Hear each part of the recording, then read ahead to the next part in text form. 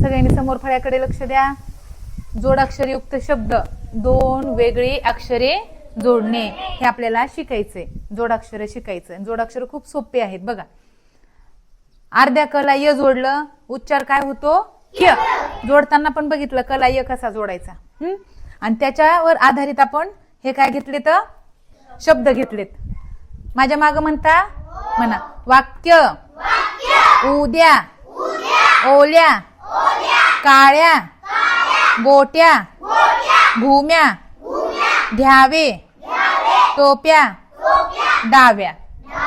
हे आलं लक्षात. प्रत्येकाला य कुठंतरी जोडलंय. इथं य जोडलंय, इथं या जोडलंय, इथं काही काही ठिकाणी या सुरुवातीला जोडलंय. म्हणजे हे काय केलंय? य जोडून तयार झालेले जोडाक्षर आहेत.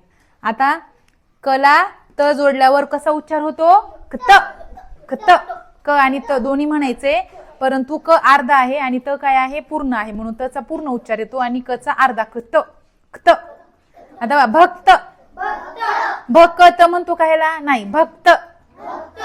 शक्ती, वक्ता, मुक्ती, सशक्त, अशक्त, आसक्ती, प्राजक्ता, मुक्त. आलं लक्षात.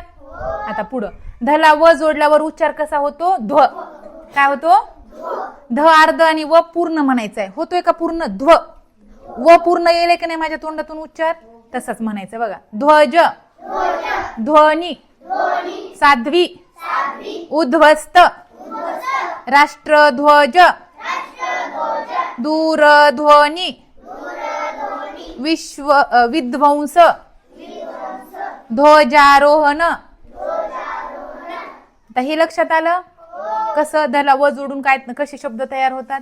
आता शला व जोडून काय तयार होतो? श्व. कसा उच्चार येतो? श्व. अश्व, श्वास, विश्व, श्वान, शाश्वत, विश्वास, श्वसन, ऐश्वर्या, ज्ञानेश्वर. सोपं वाटेल का वाचायला? आलं लक्षात.